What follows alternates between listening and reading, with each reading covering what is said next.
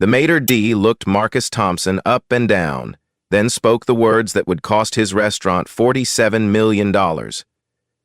"I'm sorry, but we don't serve your kind here." Marcus Thompson stood frozen at the host's stand of Les Bernardins, Manhattan.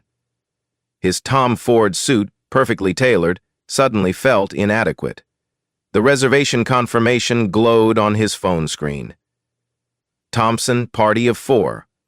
Anniversary dinner, 8:30 p.m. The maitre d', a thin man with cold eyes, crossed his arms. "Perhaps you'd be more comfortable at McDonald's down the street." These real-life stories happen every day across America. Black stories that most people never hear. But this touching story would unfold differently than the countless life stories shared in whispered conversations. Marcus pulled out his phone. His fingers moved across the screen with surgical precision. "Just one call," he said quietly. "That's all I need." Have you ever been judged by your appearance, only to prove everyone catastrophically wrong? Claude Beaumont, the maitre d', stepped closer to Marcus. His cologne was expensive, his attitude cheaper. At 28, Claude had worked at Le Bernardin for 3 years. He'd never seen a black man in a suit this expensive try to dine here. "Sir, this establishment requires a certain clientele." Claude's voice carried the practiced dismissal of someone who'd done this before. Marcus checked his Patek Philippe watch. 8:47 p.m.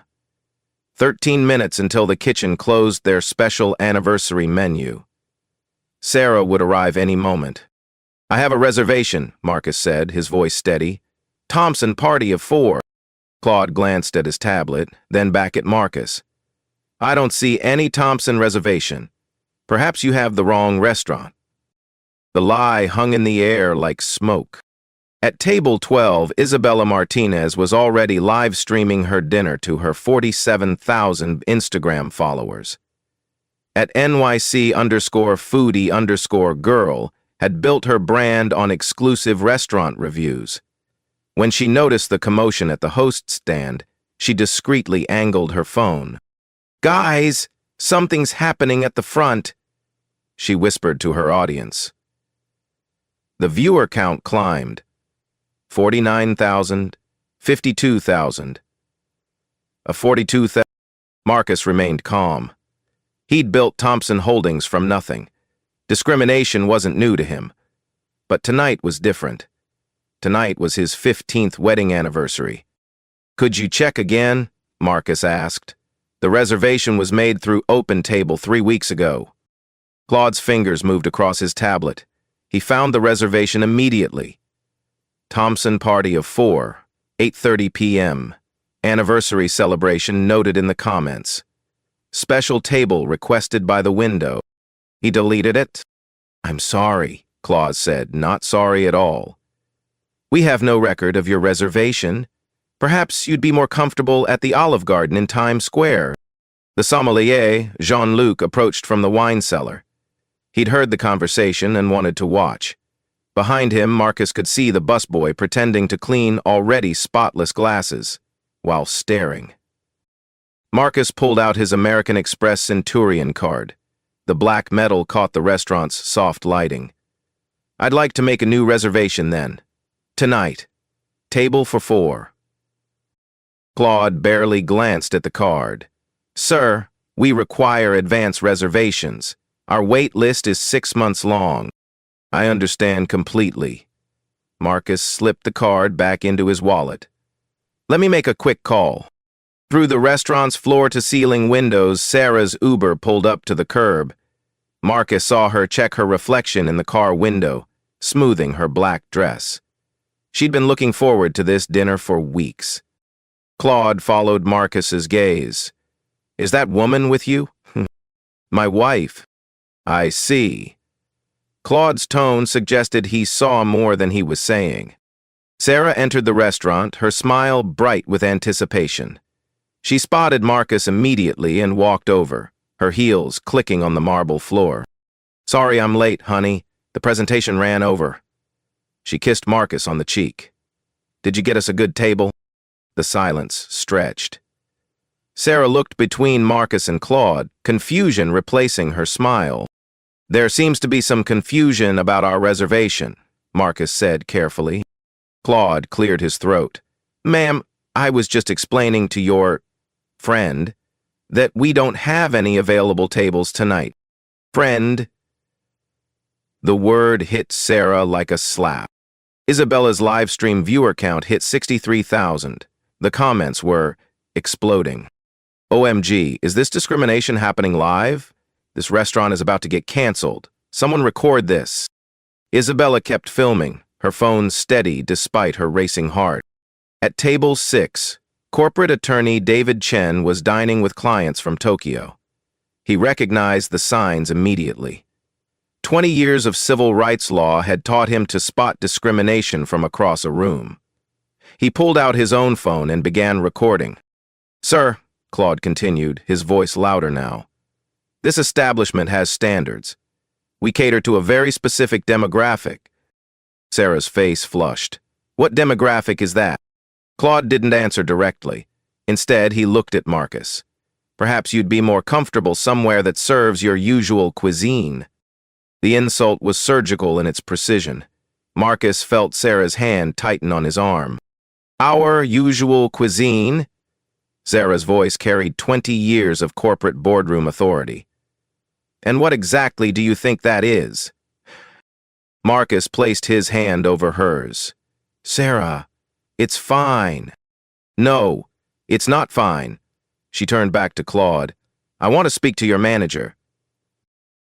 Claude smiled. It wasn't pleasant. "Of course. I'll get Henri right away." He disappeared into the restaurant's interior, leaving Marcus and Sarah standing at the host stand like defendants, waiting for a verdict. Isabella's live stream chat was moving too fast to read. The viewer count hit 78,000. Someone had posted the restaurant's phone number. Others were calling for boycotts. Sarah pulled out her iPhone.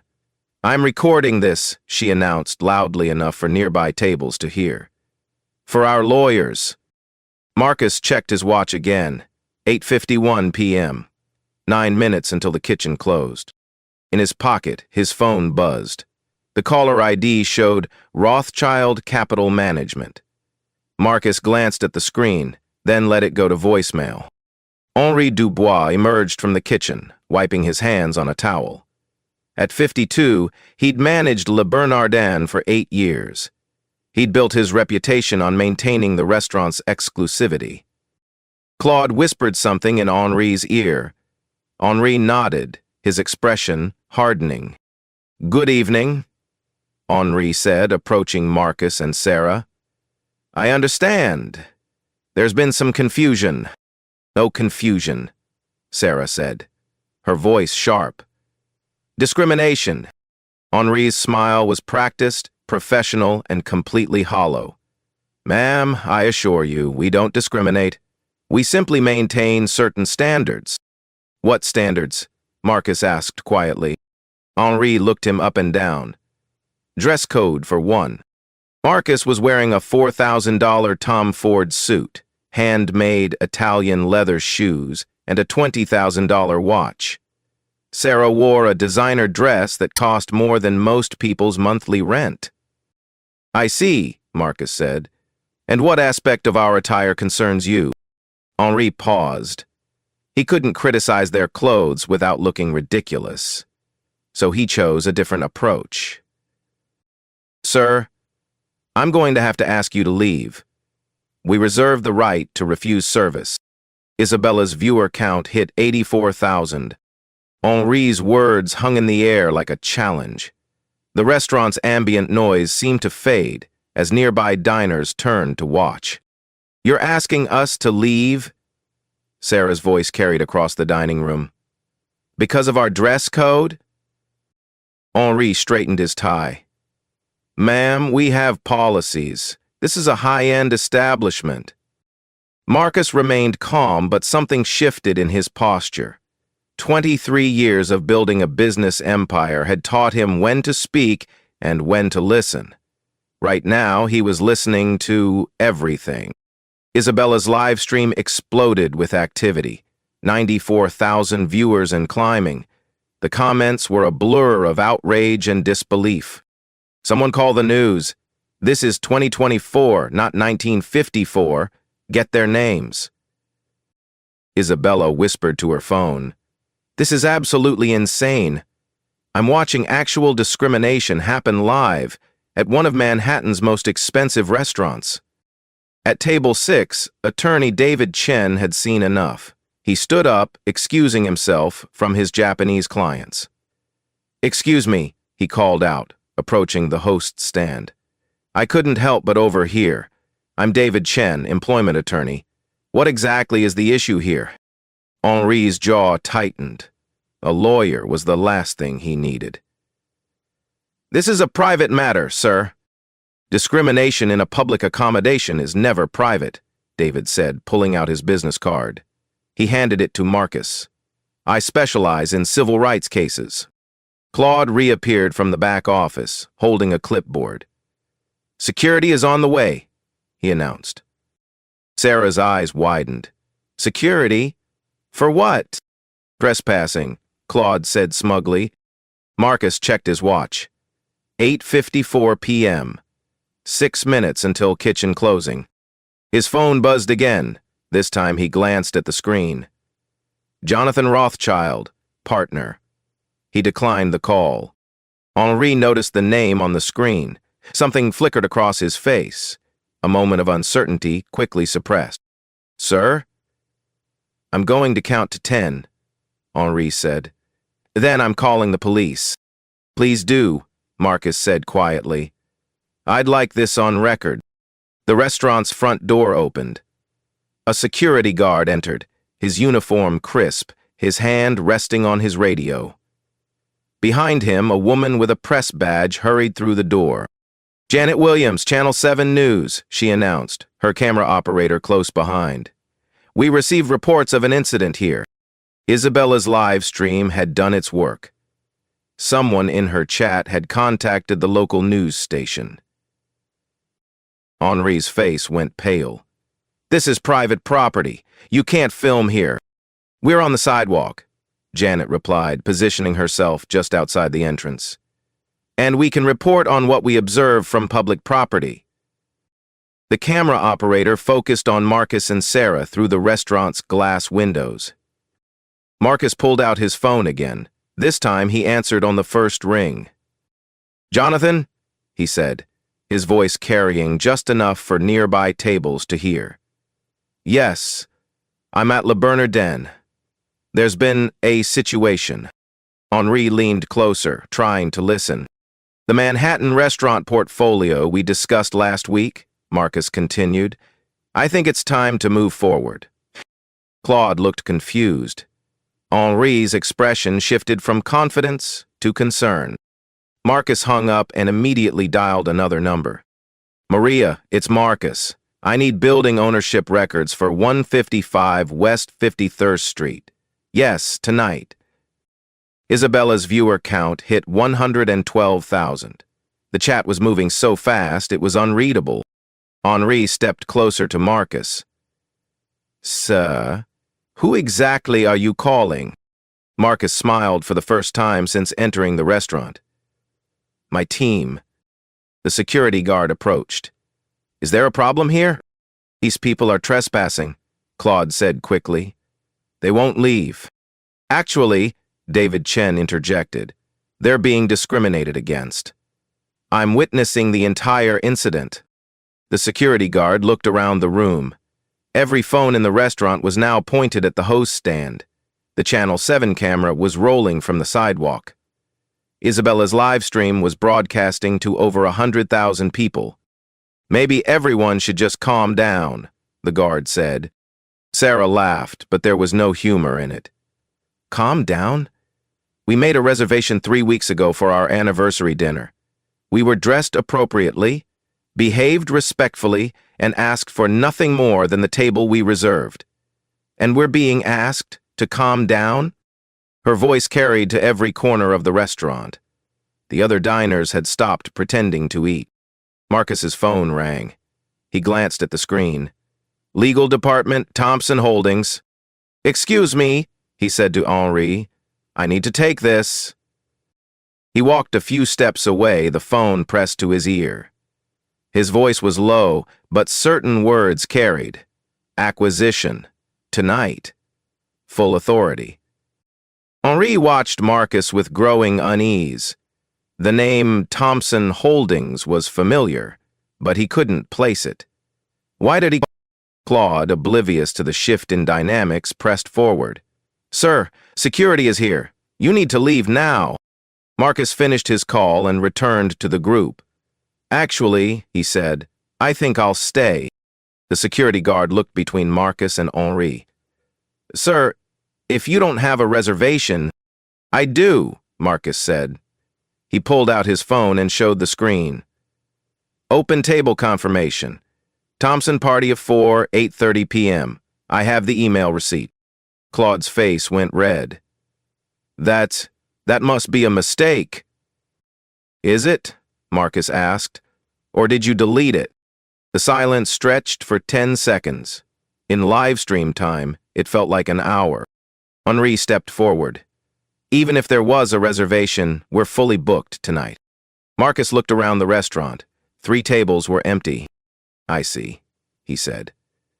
Well, perhaps you can recommend another restaurant, one that serves people like us. The phrase hung in the air like an accusation. Isabella's chat exploded. He said the quiet part out loud. Screenshot that. Lawsuit incoming. Janet Williams, still reporting from the sidewalk, spoke into her microphone.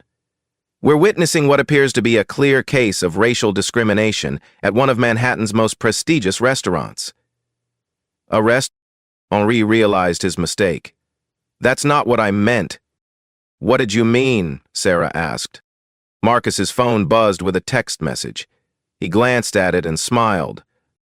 Gentlemen, he said, addressing Henri and Claude. I have an offer for you. Henri frowned. An offer? A business proposition. You might want to hear it. Marcus looked around the restaurant one more time. At the cameras, the phones, the 100,000 people watching live. But first, he said, let me make one more call. He dialed a number and waited. When someone answered, he spoke loud enough for everyone to hear. Yes, this is Marcus Thompson, CEO of Thompson Holdings. I'd like to discuss the acquisition of 155 West 53rd Street, the entire building. Henri's face went white. Tonight, Marcus continued. Full cash offer, above market value. Claude looked confused. Henri looked terrified. Isabella whispered to her live stream. Oh my God, I think he's buying the building. Marcus hung up and looked at Henri. Now, he said calmly, shall we discuss that business proposition? The restaurant fell silent except for the soft jazz playing through hidden speakers. Henri stared at Marcus, his mouth slightly open. You're buying the building? Henri's voice cracked on the last word. Marcus straightened his tie. Actually, I already own it. The words hit the room like a physical force. Isabella's live stream chat erupted into chaos. 128,000 viewers watched as the power dynamic shifted completely. Henri shook his head. That's impossible. This building belongs to Meridian Properties, LLC. Yes, Marcus said quietly. It does. David Chen, the employment attorney, pulled out his phone and began typing rapidly. 30 seconds later, he looked up with wide eyes. Marcus Thompson, he read from his screen, CEO and founder of Thompson Holdings, net worth $2.3 billion, owns 127 restaurants across 15 states. The security guard took a step back. Claude looked like he'd been slapped. Thompson Holdings, David continued, also operates through subsidiary companies including Meridian Properties, LLC, which owns over 40 commercial properties in Manhattan. And so Paul definitely looked a lot actor to me, like he'd... Henri's legs seemed unsteady. He reached for the host stand to support himself. Marcus pulled out his phone and dialed. This time, he put it on speaker. Jonathan Rothschild Capital, came the voice through the speaker. Janet, it's Marcus. I'm at the Le Bernardin location. Could you confirm the ownership structure for the record? Of course. Meridian Properties LLC, which is wholly owned by Thompson Holdings, purchased 155 West 53rd Street in March 2019 for $18.7 million. The current lease agreement with Le Bernardin expires in 63 days. The restaurant's ambient noise had completely stopped. Even the kitchen staff had gathered at the service window to listen. Thank you, Jonathan. Could you also pull the current lease terms? Certainly. Monthly rent is $240,000. The lease includes a clause allowing termination for discriminatory practices on the premises. Henri's face went from pale to green. One more thing, Marcus said. What's the current market value of this property? As of last month's appraisal, $32.4 million. Marcus hung up and looked at Henri. So you see, Monsieur Dubois, this isn't just about dinner anymore. Isabella could barely contain her excitement. Gaius, this is insane, she whispered to her live stream. He owns the building. The CEO owns the entire building. Sarah stepped closer to Marcus, her hand finding his arm. She'd known her husband was successful, but watching him reveal his power like this was something entirely different. Claude, still confused, looked between Henri and Marcus. I don't understand. If you own the building, why didn't you just say so? Marcus turned to face him directly, because a man shouldn't need to own a building to be treated with basic human dignity. The statement hung in the air like a bell that had been struck. Janet Williams, still broadcasting from the sidewalk, spoke urgently into her microphone. This is an extraordinary development. The man being denied service appears to be Marcus Thompson, billionaire CEO, and he owns the building where this restaurant operates. Henri found his voice. Monsieur Thompson, if you had known what, Marcus interrupted, that I was wealthy, that I owned the building, would that have changed how you treated me? Henri opened his mouth, but no words came. Because, Marcus continued, the young black man who comes in here tomorrow night, the one who saved for months to take his girlfriend to dinner, the one who doesn't own a billion-dollar company, he deserves the same respect I do. Isabella's viewer count hit 150,000. The comments were moving too fast to read, but she caught fragments. Gosh, King, make this go viral. Marcus pulled out his phone again and made another call. Maria, it's Marcus again. I need you to pull Le Bernardin's financial statements for the last 3 years. Yes, a hold. And he looked at Henri while waiting. Would you like to know what I know about your restaurant, Mr. Dubois? Henri nodded weakly.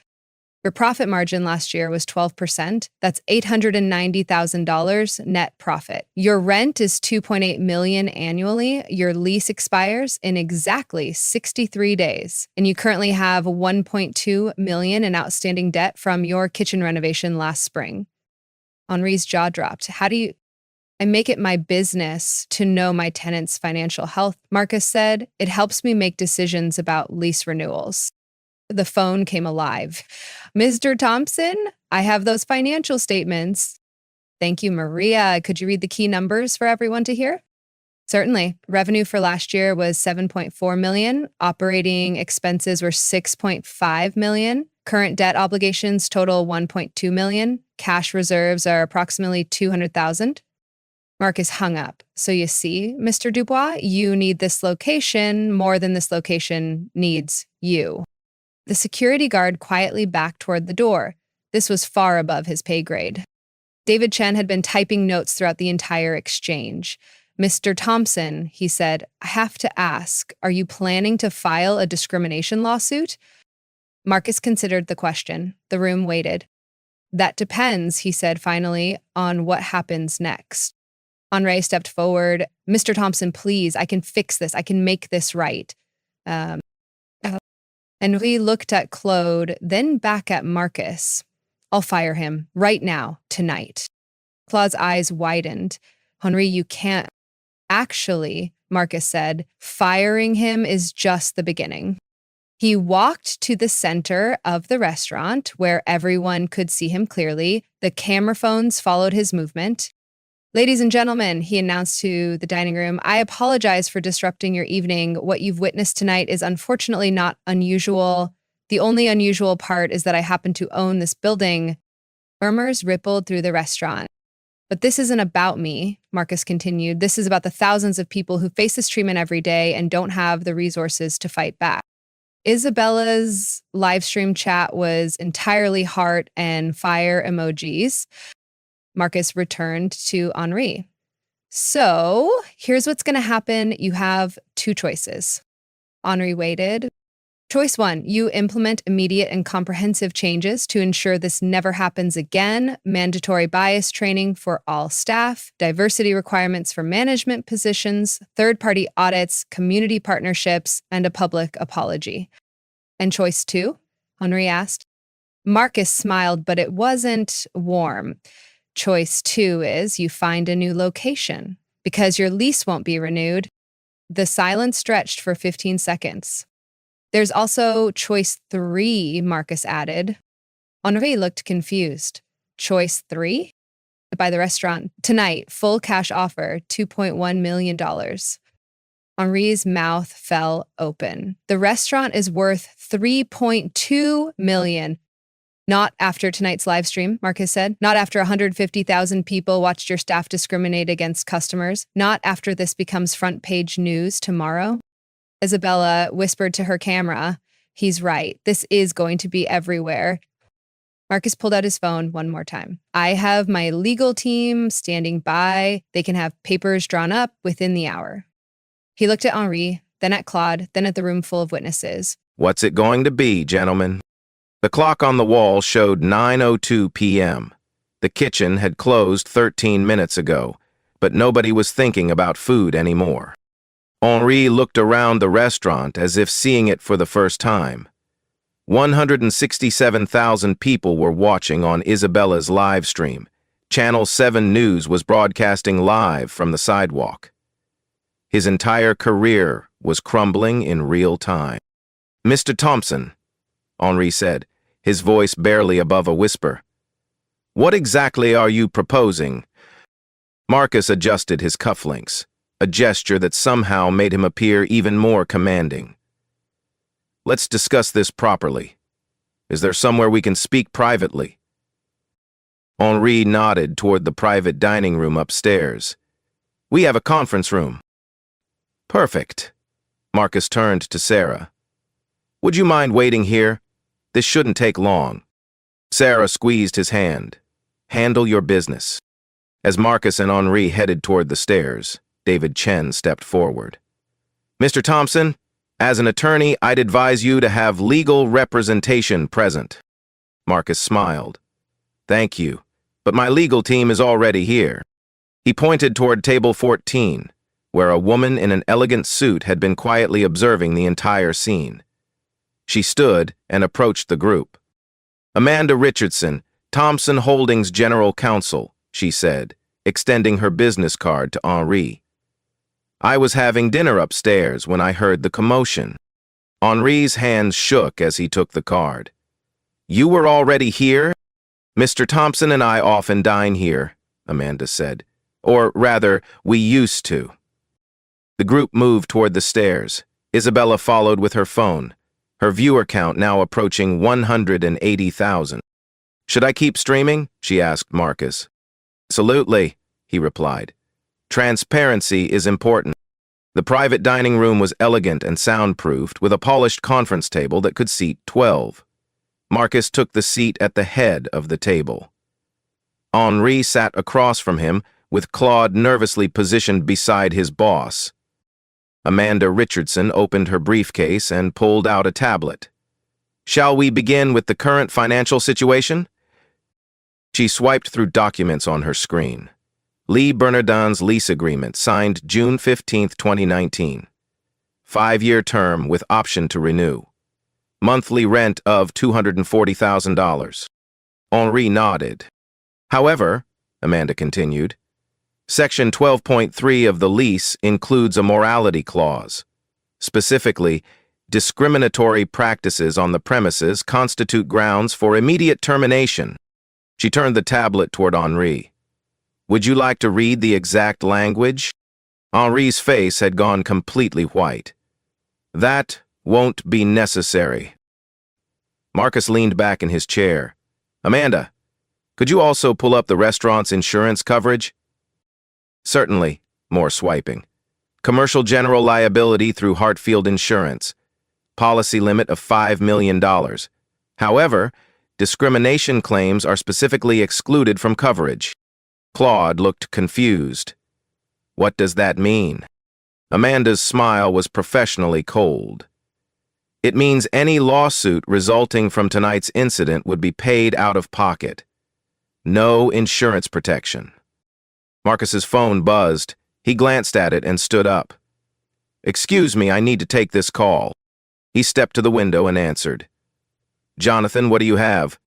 The conversation was brief, but Henri could hear fragments. Market analysis, comparable sales, depreciation factors. Marcus returned to the table. Gentlemen, I've just received some interesting information about your restaurant's current market value. He sat down and folded his hands. Based on tonight's events and the projected impact on your reputation, the estimated value has dropped significantly. How significantly? Henri asked. Before tonight, a restaurant with your revenue stream and location would be worth approximately $3.2 million. Henri nodded. That matched his own estimates. However, Marcus continued, restaurants that become associated with discrimination lawsuits typically see a 40 to 60% drop in value. Some never recover. Amanda pulled up another document. We've analyzed comparable cases. Denny's in the 1990s, Paula Deen's restaurant empire, most recently, that bakery in Oregon. She showed Henri the screen. Average settlement costs range from $2 to $12 million. Average revenue loss over 5 years ranges from 30 to 70%. Claude was looking increasingly pale. Mr. Thompson, surely we can work something out. Marcus studied Claude for a long moment. What's your full name? Claude Beaumont. How long have you worked in hospitality, Claude? 5 years. And in those 5 years, how many black customers have you served? Claude opened his mouth, then closed it. I'll save you the trouble, Marcus said. According to your reservation system, which I now have access to, you've served exactly 3 black customers in the past 2 years. All of them were celebrities whose names you recognized. He pulled out his phone and showed Claude the screen. This is your Google search history from work computers. How to tell if reservation is fake. Restaurant dress code discrimination legal. Can restaurants refuse service minorities? Claude's chair seemed to shrink beneath him. Marcus turned back to Henri. Now, let's discuss solutions. He stood and walked to the window overlooking the street. Below, a small crowd had gathered. News vans from 3 different stations were setting up equipment. Option 1, Marcus said without turning around. I terminate your lease, effective immediately. You have 30 days to vacate. You lose your security deposit, you default on your outstanding loans, and you file for bankruptcy. Henri swallowed hard. Option 2, Marcus continued, still looking out the window. You implement comprehensive reforms. Mandatory bias training for all staff within 15 days, diversity hiring requirements, monthly third-party audits, community partnership programs. And you pay for it all. He turned back to face the table. Option 3, I buy the restaurant tonight. You walk away with enough money to pay your debts and start over somewhere else. Amanda pulled up a contract on her tablet. We took the liberty of preparing purchase agreements for all scenarios. She turned the screen toward Henri. Option 3 would be a cash purchase of $2.1 million. Closing within 72 hours. Henri stared at the numbers. That's barely enough to cover our debts. It's more than you'll have after the lawsuits, Marcus said simply. Amanda added, We've also prepared termination agreements for staff. Claude would receive 2 weeks severance, and a neutral reference letter. Claude looked up sharply. Neutral reference? Meaning we won't mention tonight's incident, Amanda explained. But we also won't provide a positive recommendation. Marcus sat back down. There's one more option I haven't mentioned. Henri looked hopeful for the first time in 20 minutes. Option 4, criminal charges. The hope died immediately. What you did tonight constitutes violation of the Civil Rights Act of 1964. It's a federal crime. I have video evidence from multiple sources, witness testimony from a room full of people, and a live stream viewed by nearly 200,000 people. Allison. 100,000. Marcus pulled out his phone and showed Henri a contact. I have the U.S. Attorney for the Southern District of New York on speed dial, James Morrison. We went to law school together. He let that sink in. So, Marcus said, what's it going to be? Henri looked at Claude, then at Amanda's contracts, then at Marcus. If I choose option 2, Henri said slowly, the reforms, what exactly would they entail? Amanda slid a document across the table. Full details are here, but the highlights include mandatory 8-hour bias training for all staff, quarterly refresher courses, diversity metrics reporting, community outreach programs, and a new customer service protocol. Cost?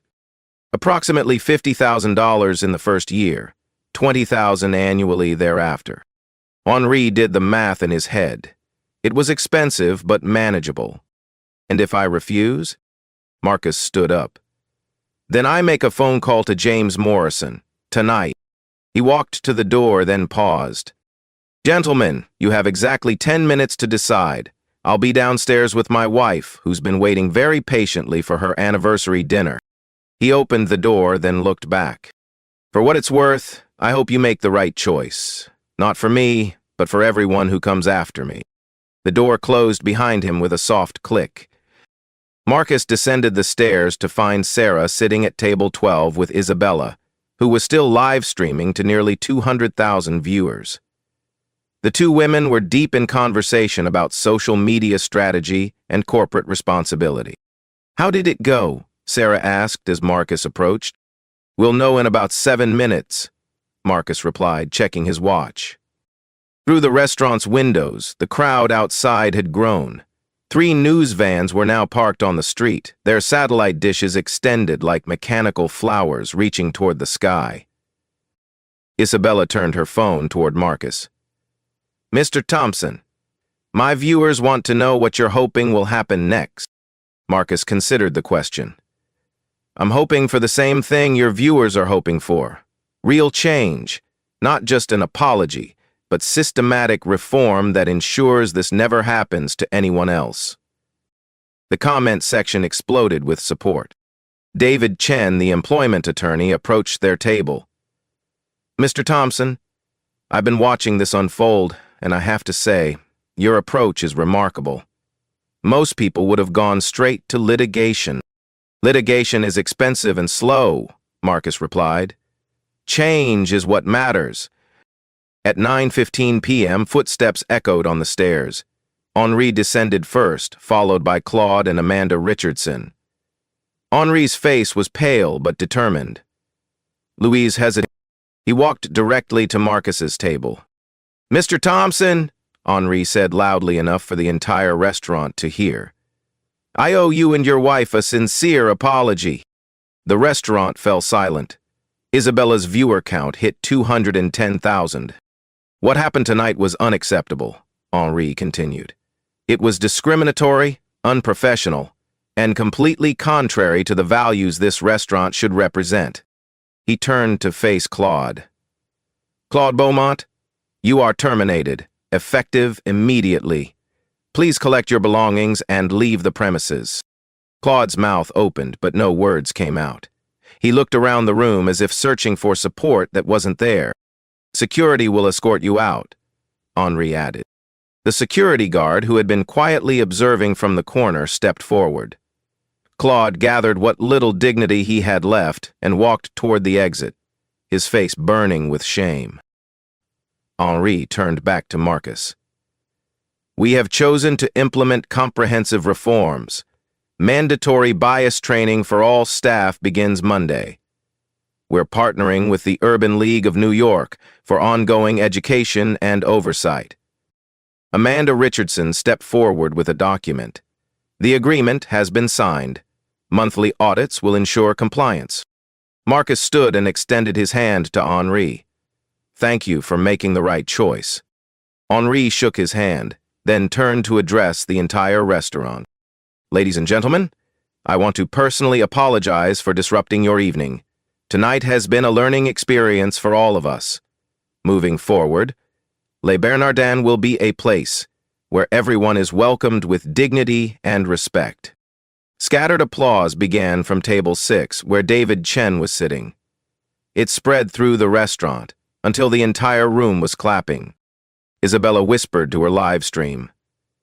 This is incredible. Actual accountability, actual change. Sarah stood and hugged Marcus. I'm proud of you, she whispered in his ear. Henri approached them again. Mr. and Mrs. Thompson, would you honor us by allowing us to serve you dinner tonight?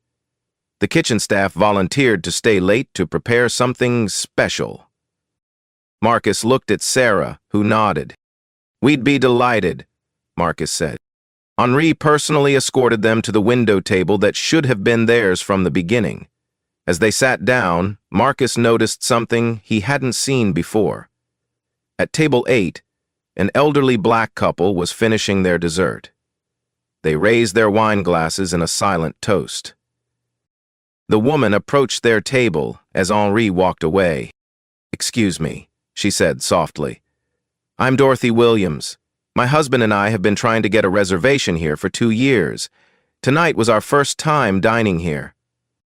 She paused, her eyes bright with emotion. Thank you for what you did. Not just for yourselves, but for all of us. Marcus stood and shook her hand.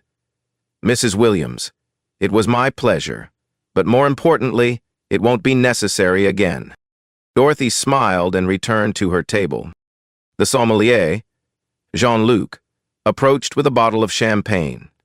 Compliments of the house, he said, his accent thicker with nervousness. Dom Perignon, 2008. As he poured their glasses, Marcus noticed his hands shaking slightly. Jean-Luc, Marcus said gently, you witnessed everything tonight. What did you learn? Jean-Luc paused in his pouring. I learned that silence is complicity, sir. I should have spoken up. What will you do differently next time? I will speak, Jean-Luc said firmly. Every time. Marcus nodded approvingly.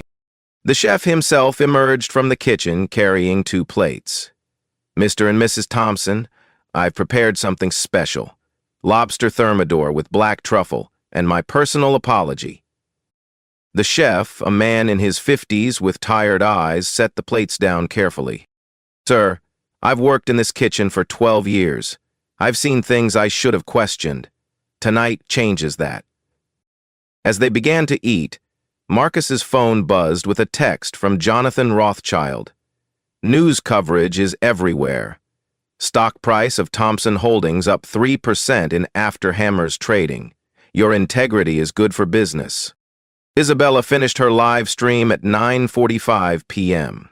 Her final viewer count was 218,000, with over 50,000 shares and 15,000 comments. Thank you all for witnessing history tonight, she said to her camera. This is how change happens, not through violence or destruction, but through courage, dignity, and holding people accountable. She approached Marcus's table one final time. Mr. Thompson, my followers want to know about the $50,000 fund you mentioned for bias training citywide. Marcus wiped his mouth with his napkin. The Thompson Foundation will establish a hospitality equity fund on Monday. $50,000 is just the starting amount. We're hoping other business leaders will contribute.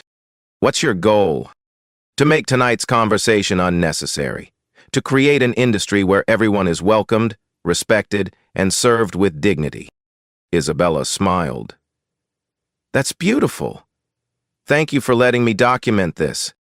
As she packed up her equipment, Marcus turned to Sarah. Happy anniversary, he said, raising his champagne glass. Sarah clinked her glass against his. 15 years of marriage, and you still surprise me. Good surprise or bad surprise? The best kind, she said. The kind that makes me proud to be your wife. Outside, the news crews were wrapping up their broadcasts. The crowd had largely dispersed. Inside Le Bernardin, staff moved quietly through their closing routines, each of them processing the events of the evening. Henri approached their table one final time. Mr. Thompson, the training program begins Monday at 8 a.m. All staff will attend. Good, Marcus replied. And yes, sir. Thank you for choosing growth over pride. It takes courage to admit mistakes and commit to change. Henri nodded and walked away, his shoulders straighter than they'd been all evening. As Marcus and Sarah finished their anniversary dinner, the restaurant around them transformed.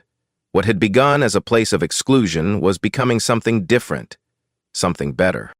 Change was happening, one conversation at a time. 3 months later, Marcus Thompson stood at the podium of the National Restaurant Association conference in Chicago. Behind him, a slide displayed the words, "Dignity First, Creating Inclusive Hospitality." The audience of 800 restaurant owners and managers listened as he shared the lessons from that night at Le Bernardin. Change doesn't require destruction, Marcus said. It requires courage, accountability, and the belief that everyone deserves respect. In the front row sat Henri Dubois. Since implementing the reforms, Le Bernardin had seen a 15% increase in revenue. The bias training had become a model for restaurants across the city. Isabella Martinez, now a social justice content creator with over 1 million followers, live-streamed the speech. Her original video from that night had been viewed 8.7 million times. The ripple effects continued to spread.